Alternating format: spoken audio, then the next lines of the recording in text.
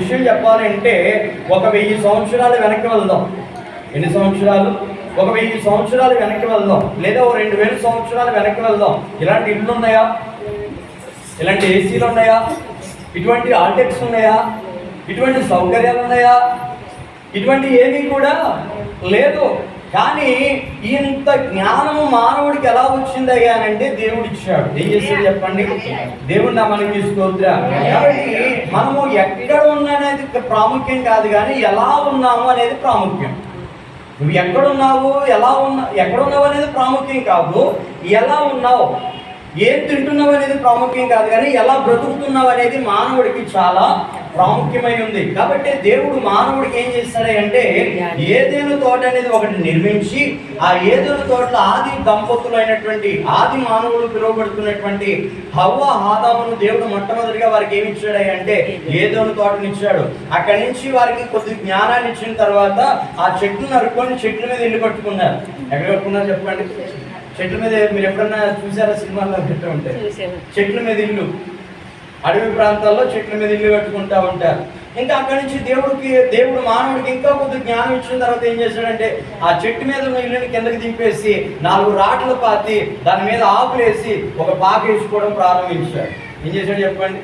ఒక పాక వేసుకున్నాడు, పందిరి వేసుకున్నాడు, పూరి పాక వేసుకున్నాడు. అక్కడి నుంచి ఏమొచ్చిందా అంటే పెంకులు వచ్చినాయి, రేకులు వచ్చినాయి. ఏమొచ్చినాయి? పెంకులు వచ్చినాయి, రేకులు వచ్చినాయి, తాటాకులు పోయాయి. అలాగ పోయి బిల్డింగ్లు వచ్చాయి. ఏమొచ్చింది చెప్పండి? బిల్డింగ్లు పోయి అపార్ట్మెంట్లు వచ్చాయి. మీకు విషయం చెప్పనా? ఇంకా కొద్ది సంవత్సరాలు ఎదురు చూస్తే భూమి మీద కాదు, చంద్రుడి మీద ఇల్లు కట్టడానికి కూడా మానవుడు ప్రయత్నం చేస్తూ ఉన్నారు.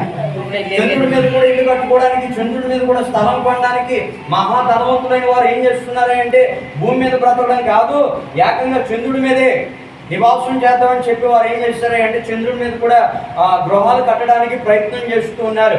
భూమి మీదే కాదు ఇళ్ళు, భూమి కింద కూడా ఉన్నాయి. అండర్ గ్రౌండ్ హౌసెస్ అంటారు. భూమి కింద కూడా గృహాలు నిర్మించుకొని దాంట్లో కూడా ఉన్నటువంటి వారు ఉన్నారు. కాబట్టి ఏది ఎలా ఉన్నా కానీ మానవుడికి దేవుడు ఇచ్చినటువంటి జ్ఞానం బట్టి మానవుడు ఏం చెందుతున్నాడంటే అభివృద్ధి చెందుతూ ఉన్నాడు. కాబట్టి దేవుడు ఇచ్చినటువంటి గృహాన్ని బట్టి మనము దేవుని స్తుతించేవారిగా మనము ఉండాలి. ఇచ్చిన దాన్ని బట్టి గణపరిచేవారిగా మనము ఉండాలి. ఎందుకంటే మానవుడు బ్రతకడానికి ఏదో విధంగా ఉపయోగించుకుంటూ ఉంటాడు. తనకంటూ ఒక బరకం కట్టుకొని 4 కర్రలు బాధ్యత ఇల్లు కాదా? ఏమంటే రోడ్ల పక్కన ఉంటారు, చిన్న బరకం వేసుకొని 4 కర్రలు పాతుకుంటూ ఉంటారు. ఉన్నవారికి ఉన్న స్థాయిని బట్టి దేవుడు ఇచ్చినటువంటి జ్ఞానాన్ని బట్టి మానవుడు ఏం చేస్తున్నాడు అంటే బ్రతుకుతూ ఉన్నాడు. నేను చెప్పే మాట ఏంటంటే నువ్వు ఎక్కడ ఉన్నావు అనేది ప్రాముఖ్యం కాదు, కానీ ఎలా ఉన్నావు అనేది కావాలి. అంటే ఎలా బ్రతుకుతున్నావు, ఎలా జీవిస్తున్నావు, ఎలా ఉంటున్నావు అనే ఒక విషయాన్ని మనము కొన్ని మాటలు మీకు జ్ఞాపకం చేస్తాను.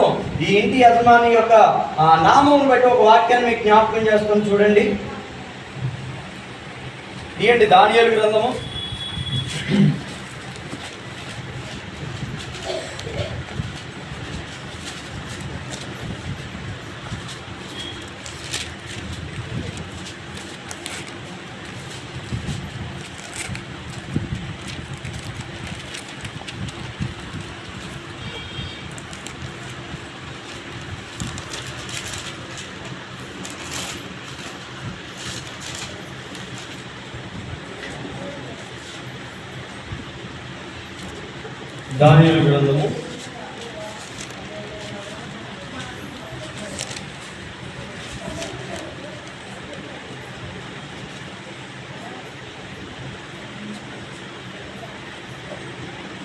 6వ అధ్యాయం. దానియేలు గ్రంథము 6వ అధ్యాయం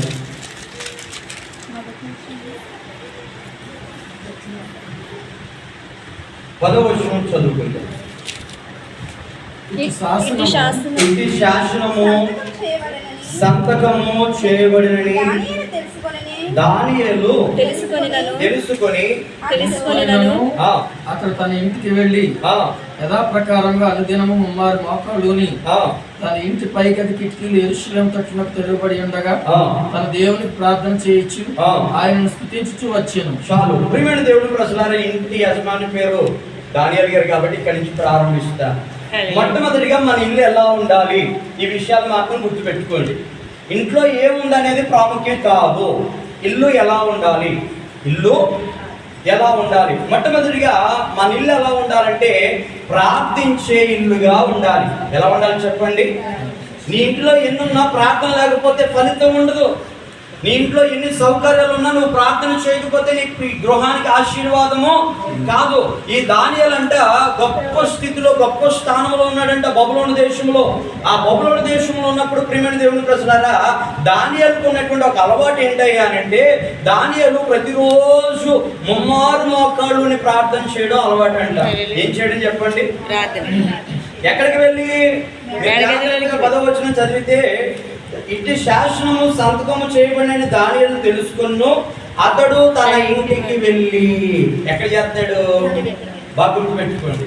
మన ఇంట్లో మనం ఏం చేస్తాం? టీవీ అంటే టీవీ చూస్తాం, మంచం అంటే చెప్పాలి పడుకుంటాం.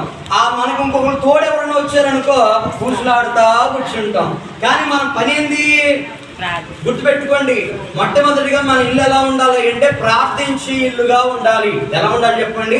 ప్రార్థించే ఇల్లుగా ఉండాలి. దానియేలు ఏం చేస్తున్నాడు అంటే, తన ఇంటికి వెళ్ళి తన ఇంటికి కిటికీ గది గది కిటికీలు యెరూషలేముకు తెరవబడి ఉండగా దేవునికి ప్రార్థన చేయించు స్తుతించుచు వచ్చెను. మొట్టమొదటిగా నీ ఇల్లు ఎలా ఉండాలంటే ప్రార్థించే ఇల్లుగా ఉండాలి. దానియేలు తన ఇల్లుని ఎలా మార్చుకున్నాడు తెలుసా? ప్రార్థన ఇల్లుగా మార్చుకున్నాడు. తన ఇంటిని ప్రార్థన ఇంటిగా మార్చుకున్నాడు. ఆ ప్రార్థన ప్రతిరోజు చేస్తూ ఉన్నాడంట. ఏం చేస్తున్నాడు చెప్పండి? ప్రతిరోజు చేస్తున్నాడంట. ఇంకెవరికి ఏ లోకు దొరకకపోతే, దానియేలు మీద ఏ తప్పు దొరకకపోతే, వారు దానియేలు మీద ఏం తప్పు మోపరే అంటే ఇతడు ప్రార్థన చేస్తున్నాడు. ఏం చేస్తున్నాడు చెప్పండి? ప్రార్థన చేస్తున్నాడు అని చెప్పి దానియేలు మీద ఎప్పుడైతే నందు మోపారో, ఆ రాజుగారి శాసనం ఒకటి రాయించి 30 దినాల వరకు రాజును తప్ప మరి ఎవరిని కూడా ఆరాధించకూడదు, 30 దినాలు రాజును తప్ప మరి ఎవరిని ప్రార్థించకూడదని ఒక శాసనం రాయబడినా కానీ దానియేలు భయపడకుండా ప్రతిరోజు తన ఇంటికి వెళ్ళి ఎన్ని మార్లు ప్రార్థన చేస్తున్నాడని చెప్పండి? 3 మార్లు ప్రార్థన చేస్తూ ఉన్నాడంట. ఆ ప్రార్థన చేస్తున్న తర్వాత ఇతని మీద పగబెట్టినటువంటి శత్రువులు ఏం చేస్తారంటే, ఈ దానియేలు ప్రార్థన చేస్తున్నాడని చెప్పి రాజుగారి దగ్గరికి వెళ్ళి శాసనాన్ని రాయించి, ఎవరైతే రాజు కాకుండా మిగతా దేవుళ్ళకి ప్రార్థన చేస్తారో వారిని సింహద్రోహంలో వెయ్యాలి ఆజ్ఞ ఎప్పుడైతే విడుదల చేస్తారో, ఈ దానియేలు భయపడలేదు. దానియేలు ఏం చేయలేదు? ప్రార్థన చేస్తున్నావు నువ్వు అని ఎవరన్నా అన్నారనుకో, నా ఇల్లు నా ఇష్టం నేను చేసుకుంటా. ఈరోజు నీ ఇంట్లో ప్రార్థన మానకూడదు. ఏమనకూడదు చెప్పండి? నీకెన్ని పనులున్నా, నీకెన్ని ప్రయాసాలున్నా, నీకెంత బలహీనతున్నా, నీకెంతమంది చుట్టాలున్నా, ఎక్కడున్నా కానీ నీ ఇంట్లో ప్రార్థన చేయడం మాత్రం మానకూడదు. ఇరుగు పొరుగు వారు వచ్చారని ప్రార్థన చేయడం మానకూడదు. లేదా నలుగురు ఉన్నారని చెప్పి సిగ్గుపడి ప్రార్థన చేయడం మానేయడం కాదు. నువ్వు ఎందరిలో ఉన్నా, ఒంటరిగా ఉన్నా, ఎందరిలో ఉన్నా కానీ నువ్వేం చేయాలంటే ప్రార్థించాలంట. ఎలా ప్రార్థన చేస్తున్నాడు తెలుసా? మోకాళ్ళుని ప్రార్థన చేస్తున్నాడంట. మీలో ఎంతమంది